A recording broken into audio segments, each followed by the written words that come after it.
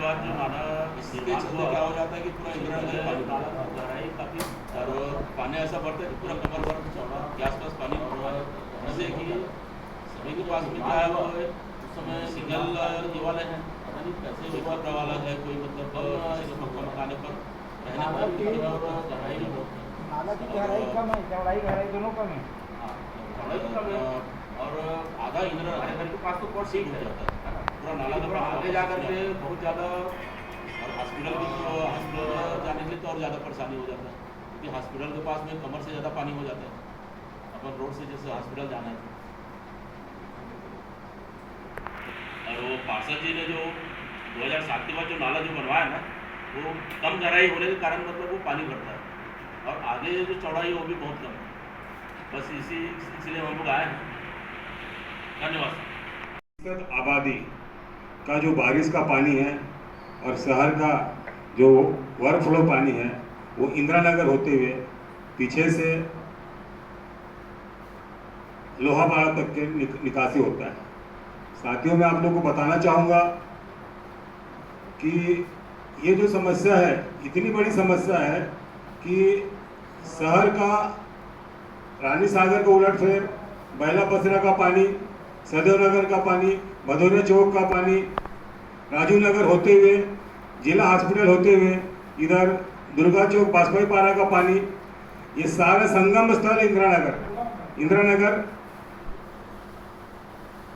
Jain school के पास से होते हुए ये लोहावाड़ा के पीछे से इंदिरा नगर के पीछे साइड से ये मोहारा नदी की ओर पास होता है। मैं आप लोगों को जो बातें बताना चाहूँगा कि 2007 में जब मेरे यहाँ की माता जी पार्षद थी श्रीमती शिवकली देवी गुप्ता, उस समय इसी नगर निगम के इंजीनियरों ने उस जगह को 32 फीट चौड़ा चूना से चिन्हांकित करके और 10 फीट गहरा उस नाले का खुदाई किया गया था। ये 2007 की घटना है। 2007 से लेकर 2005 से लेकर 9 तक के मेरे यहाँ की माता जी पार्षद थी। उस समय ये खुदाई हुई थी। उस समय किसी भी अतिक्रमणकारियों ने ये बात नहीं रखी थी ये हमारी जगह है, यहाँ हमारा कब्जा है, हमारी जगह पे नाला बनाया जा रहा है। मैं आप लोगों के समक्ष एक बात रखना चाहता हूँ, लगभग शहर से घूमते हुए 5 किलोमीटर का रास्ता तय करता है नाला, जो नदी की ओर प्रवेश करता है। लगभग 5 किलोमीटर की दूरी है। क्या मात्र 500 फीट ही ऐसा अतिक्रमण हुआ है कि जहां पर हमारी जगह नहीं है? पूरे शहर में नाले निकासी के लिए जगह है। आप लोग समझ सकते हो मेरे बोलने का मतलब। मैं आदरणीय सम्मानित डॉक्टर रमन सिंह को बहुत बहुत अपने ओर से धन्यवाद देना चाहूँगा। उन्होंने शहर विकास के लिए, राजनांदगांव के विकास के लिए इतना भरपूर पैसा दिया कि उन्होंने 2018 में उस नाला निर्माण के लिए लगभग 30 करोड़ रुपए की राशि अपने ओर से, मुख्यमंत्री रहते हुए, राजनांदगांव के विधायक रहते हुए, उन्होंने अपने 15 साल के कार्यकाल में राजनांदगांव को इतना पैसा दिया कि राजनांदगांव चाहे तो रानी के दुल्हन के तरह भी सज सकता था। लेकिन सत्ता में बैठे लोगों द्वारा, नेताओं द्वारा और निगम के भ्रष्टाचार इंजीनियर द्वारा आज उस नाले को आप जाके देखिए, जैसा जैसा पैसा फेंका गया है वैसा वैसा नाले को घुमाया गया है। साफ सीढ़ी टाइप का नाले को लगभग इतना ज़्यादा मोड़ दिया जहाँ से इनको सहयोग मिला है। मेरा कहने का मतलब जहाँ से इनको सहयोग मिला है वहाँ किसी के पास 10 फीट जमीन 10 डिसमिल जमीन छोड़ दिया गया है, किसी के पास 20 डिसमिल जमीन छोड़ दिया गया। नाले को अपने मर्जी से इतना घुमाया गया कि उसमें भी हमको पानी निकासी के लिए बहुत ज़्यादा दिक्कतें होती हैं। जहाँ से आपको बताना चाहूँगा कि 2018 में 1/3/2018 को इसका टेंडर हुआ था। टेंडर ठेकेदार अरविंद शर्मा द्वारा लिया गया था और 30 करोड़ रुपए का टेंडर था। कितने का था? 30 करोड़ रुपए का। 30 करोड़ रुपए का टेंडर था जिसमें 2 महीने के अंदर 3/5/2018 को 93,78,400 का भुगतान हो चुका है। मैं आप लोगों को सारे कागज दिया हूँ, ठेकेदार का भी दिया और क्या क्या हमारी समस्या उसका भी दिया हूँ, आप लोग देख सकते हो। तो 93,78,400 रुपये का भुगतान ठेकेदार को हो चुका है।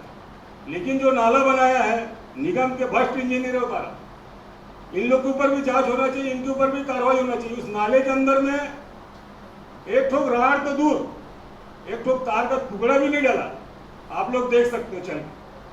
और आगे जाके जहां से नाला को छोड़ दिया गया था वहां कांग्रेस की सरकार में, मैं जो बोलूंगा एकदम स्पष्ट बोलूंगा, मैं किसी के ऊपर आरोप नहीं लगा रहा हूं। मैं सदन में भी इस बात को बोल चुका हूं कि हेमा देशमुख के रहते उस नाले के आगे का जो काम करना था, आगे जो बढ़ाना था, 30 करोड़ रुपए की राशि का अता पता नहीं है, लेकिन जिनकी जगह थी साइड में नाले के ऊपर में जो बाजू में थे, उन्होंने नाले के 25 फीट जमीन में कब्जा करके उस नाली को 5 फीट चौड़ा बना दिया। आज मैं आपसे पूछना चाहता हूं कि पूरा शहर का पानी 35 फीट के चौड़े नाले से स्पीड में निकलता है और जहां 5 फीट जगह आ जाती है वहां कारण ब्रेक होता है। इसके कारण इतनी बड़ी समस्या होती है कि हमारे इंदिरा नगर में, हमारे राजू नगर में, शहर के 35% आबादी में यहाँ तक कि मरीज लोग हॉस्पिटल के अंदर भर्ती रहते हैं, मरीजों के घर के लोगों को आना जाना रहता है, डॉक्टर लोगों को मरीजों का इलाज कराना जाना रहता है, कई लोगों को टाके लगाना रहता है। उस स्थिति में इतनी बड़ी दुर्दशा रहती है वहाँ पर कि डॉक्टर लोग वहाँ पहुँच नहीं पाते और इसमें कई मरीजों के साथ में उनकी जान की हानि होती है। मैं चाहूँगा शासन प्रशासन से कि समय रहती इस बात को समझे और गहराई से उस नाले को खोदे और उस नाले को चौड़ा करे और जिन लोगों ने अतिक्रमण किया है उसके ऊपर कार्रवाई करे। और मैं आप लोगों को बताना चाहता हूं कि जहां से 5 फीट नाला चौड़ा हुआ है, पहले वहीं से हमारी जेसीबी मशीन नाले के अंदर में जो कीचड़ में चल के जो नाला खुदाई करती थी, वो मशीन 2007 में नागपुर से आई थी, प्रति घंटा चेन मार्केट वाला, वो 3000 रुपये प्रति घंटे के रेट से आई थी। आज आप वहाँ रिकॉर्ड निकाल के देख सकते हो कि उस समय जब नाले की चौड़ाई 32 फीट चौड़ा, 10 फीट गहरा और इस कोने से उस कोने तक जब खुदाई किया गया था, उस समय किसी भी मालिक ने, शांतिलाल कोठारी हो, आशीष पटेल हो, राजेंद्र मोटलानी हो, राजेश गोलछा हो, इन लोगों ने, किसी भी लोगों ने आपत्ति दर्ज नहीं करी थी कि हमारी जमीन है। आज हेमा देशमुख के कार्यकाल में जब वो नाले का आगे काम करना था, इन लोगों ने अतिक्रमण करके 5 फीट का सकना नाला बना दिया गया है। आज बोला जाता हमारी जगह नहीं है। आज ये इतनी बड़ी विकराल समस्या है, अगर आज ये समस्या को हम हल नहीं कर पाए तो हमारा पार्षद रहना और एमआईसी विधि और सामान्य प्रशासन का चेयरमैन रहना कोई भी उचित नहीं है। अगर समय आए तो मैं अपने सारे पद से इस्तीफा देने के लिए भी तैयार हूँ, लेकिन ये जनता का मुद्दा है, जनहित का मुद्दा है। इतनी बुरी स्थिति है हमारे इंदिरा नगर की, आप बारिश के समय में आप देख नहीं सकते, गरीबों को घर में 4-4 दिन तक, 5-5 दिन तक खाना नहीं बना पाते, कमर कमर तक पानी भरा रहता है, छोटे छोटे बच्चे लोग भूखे रहते हैं, बर्तन भागे पानी में तैरते हैं, अस्पताल में मरीज लोगों के बेड तक पानी में डूब जाते हैं। इतने बड़े संवेदनशील मुद्दा को मैं चाहूँगा कि आप सभी मेरे पत्रकार बंधु, सभी मेरे साथी लोग इस बात को दबंगाई से उठाए और निष्पक्ष इसकी जांच होना चाहिए, बस यही चाहूँगा। होने के कारण ज़्यादा जल भराव होने से आगे रुकता है पानी और वो पीछे जहाँ जहाँ निचली बस्तियाँ हैं वहाँ जा कर के पानी भराव, जल भराव होता है। और जो प्रारंभ होता है आपका जिला अस्पताल परिसर के सामने, आप जितने भी प्राइवेट हॉस्पिटल बने होंगे वहाँ से चालू होकर के लोहा बाड़ा तक के अतिक्रमण और अवैध निर्माण दोनों जोड़ रहा हूँ, क्योंकि किन्हीं लोगों ने अतिक्रमण किया है, किन्हीं लोगों ने अवैध निर्माण किया है। और हमने कलेक्टर महोदय के पास जब हम पार्षद बने तो 30 जनवरी 2021 को कोरोना काल चल रहा था। कोरोना काल के बाद हमें समय मिला था, तो उस समय पार्षद चंपू गुप्ता जी, पार्षद ऋषि शास्त्री, पार्षद शरद पटेल एवं हमारे साथ 7 पार्षदों ने जो निचली बस्ती से बिलोंग करते हैं, वो जाकर के आयुक्त महोदय को इस समस्या से अवगत कराया था। तत्पश्चात फिर से कोरोना की दूसरी लहर आ गई। कोरोना की दूसरी लहर आने तक काम पूरे बंद रहे। उसके बाद सदन हुआ। सदन में चाहे वो सामान्य बैठक हो और चाहे वह बजट की बैठक, हमने प्रावधान लाने की मांग की थी कि इस तरीके से, जिस तरीके से राजा जी का स्वप्न था कि हमारा राजनांदगांव, कि हम एक एरिया में पर्टिकुलर खड़े हो जाए तो हम चारों ओर हम जा सके, आ सके, हमें दिक्कत ना हो। उस स्वप्न को हमने स्मरण करते हुए हमने यह बात तय की कि मोहारा नदी पहले पूर्वज जब हमारे थे, जब नगर ज़्यादा मात्रा में घर नहीं निर्माण हुए थे, तब गोकुल नगर की ओर से पानी जाता था, एक पानी ढाबा की ओर से निकलता था, मोतीपुर का जो पानी है वो पूरा ढाबा होकर के निकलता था और वो बड़े नाले में मिलता था। इसी प्रकार नदई और लखोली ये वाला जो है ये पोर्शन आता था हमारा, ये बाईपास होते हुए जो बाईपास बन गया, पहले बाईपास नहीं था, वहाँ से जाया करता था मोहारा नदी। तीसरा जिसकी समस्या को लेकर के हम आज बैठे हुए हैं वो रानी सागर, बूढ़ा सागर उलट होते हुए राजीव नगर, इंदिरा नगर से नदई होकर के मोहारा जाता था। तो इन प्रमुख जो नाले हैं उनके विस्तार और निर्माण को लेकर के हमने बजट बैठक में और सामान्य सभा में बात रखी थी। क्योंकि आज ये जितने नाले मैंने बताए हैं इन सभी नालों में आज अतिक्रमण और अवैध निर्माण हो गया है।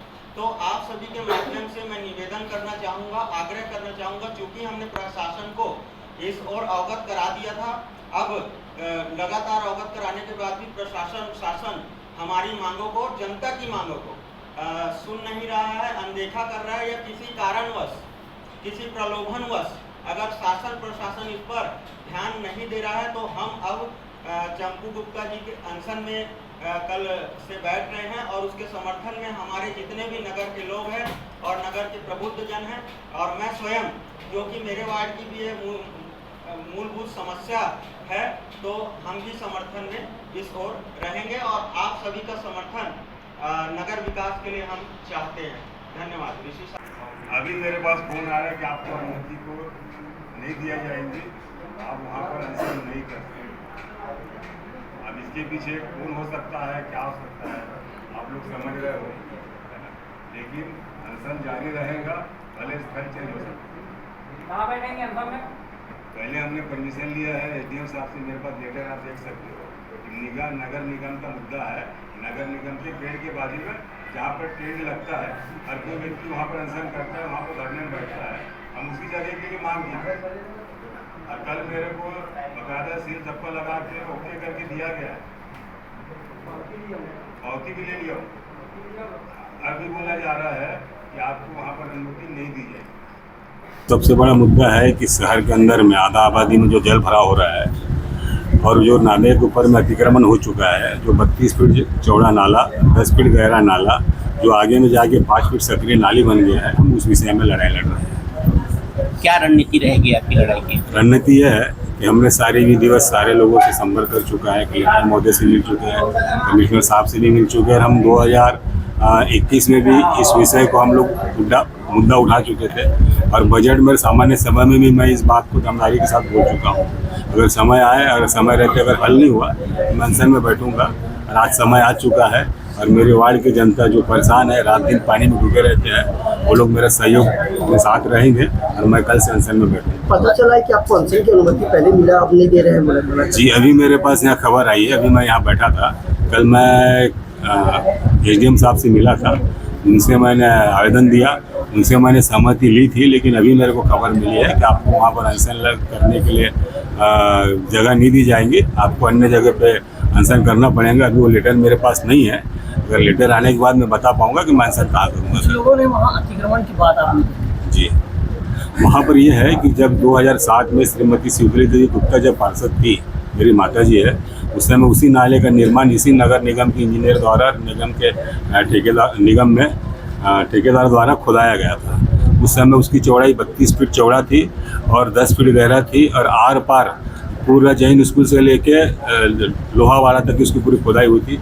उस समय कोई भी अतिक्रमणकारी ये नहीं बोला था कि मेरी जगह है करके। और वहाँ से हमारा साधन जो है जेसीबी वगैरह है, क्लेजर मशीन है, वहीं से अंदर आती थी और जैन स्कूल के दोनों तरफ से रास्ते बंद हो चुके। आज हम लोग सफाई कर नहीं पाते, नाला मात्र 5 फीट चौड़ा रहने। इस पे अतिक्रमण में शांतिलाल कोठारी, आशीष पटेल, राजेश मोटलानी, राजेंद्र गोलचा, ये 4 लोग हैं। चारों लोगों के नाम से बसंतपुर थाने में एसपी साहब के पास में रिपोर्ट दर्ज है 2021 में। उसके बाद भी कोई कार्रवाई नहीं हुआ। राजेश गुप्ता, MIC चेयरमैन, विधि और सामान्य प्रशासन, वार्ड 41, इंदिरा नगर, पार्षद। जी, मैं राजीव नगर का पार्षद हूँ। राजीव नगर में विगत जब से मैं पार्षद हूँ, उसके पूर्व जब नाला बना उसके बाद से जिला जो अस्पताल है उसके पहले से लेकर के देवशरण सेन जी पार्षद है, उनके घर के आसपास वाले एरिया में पूरा जल भराव होता है और घर के अंदर तक पानी आ जाता है। इसका मूल कारण जो है अधिकारियों से पूछने पर यह बताया गया कि नाला को गहरा नहीं किया गया और आगे नाला सकरा हो गया है।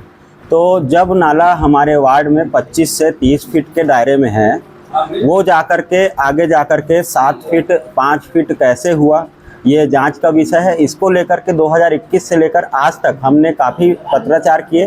कांग्रेस कमेटी में भी हमारी बात हमने रखी है और कांग्रेस के पार्षद होने के नाते हमने प्रशासन, जनप्रतिनिधि होने के नाते प्रशासन को, उसके बाद कांग्रेस से होने के नाते कांग्रेस कमेटी को पूरी जानकारी दे दी है।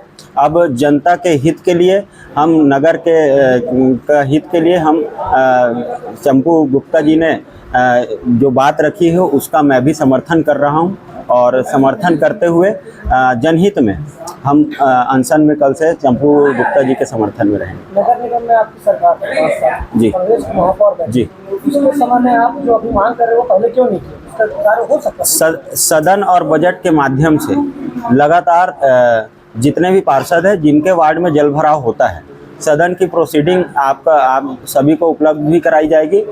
उसमें बाकायदा ये बातें आई हैं कि नाले का निर्माण जो हुआ है वो सही तरीके से नहीं हुआ है। नाली और नाला दोनों समतल स्थिति में है, जबकि नाला को थोड़ा गहरा रहना था, नाली को थोड़ी ऊपर रहनी थी, तब वो पानी जो है नाले में जा पाता नालियों का। लेकिन आज समतल एक बराबर होने के कारण निचली बस्तियों में नाली के जरिए, नाले का जब बहाव तेज रहता है तो पूरा पानी जा कर के वार्डों में घुसता है। यह बात हमने सदन में भी रखी, बजट में भी रखी, अपने पत्राचारों में भी रखा था और लगातार यह बात उठ रही थी। क्योंकि चुनाव आ गया, 6 महीने 7 महीने आचार संहिता रह गई, क्योंकि कोरोना काल आ गया, पूरे सरकारी कार्य बंद थे और इस जन समस्या से, जो कोरोना की महामारी थी, उससे सब जूझ रहे थे, इसलिए हमें थोड़ा विलम्ब हुआ। लेकिन वो समय आ गया है, अब जनता के जो परेशानी हो रही निश्चित ही दूर करने के लिए हम। आपके वार्ड में कितने हॉस्पिटल वालों ने कब्जा किया नाले पे? मेरे वार्ड में, जैसे मेरा जो वार्ड है, मेरे वार्ड के आगे यानी बसंतपुर वार्ड कहलाएगा, वो वार्ड नंबर 46 परिसीमन के हिसाब से, हालांकि परिसीमन के में वो 46 हो जाता है और उसके आगे जो चंपू चाचा का वार्ड है, वार्ड 41 हो जाता है। वहाँ अतिक्रमण होने के कारण मेरे जो निचली बस्ती है वहाँ जल भराव होता है और नाली और नाला एक समतल बना दिया गया है, जिसके कारण पानी वापस रिटर्न मारता है और जल भराव की स्थिति पैदा होती है। इसको लेकर के हम अपनी बात रखे हैं।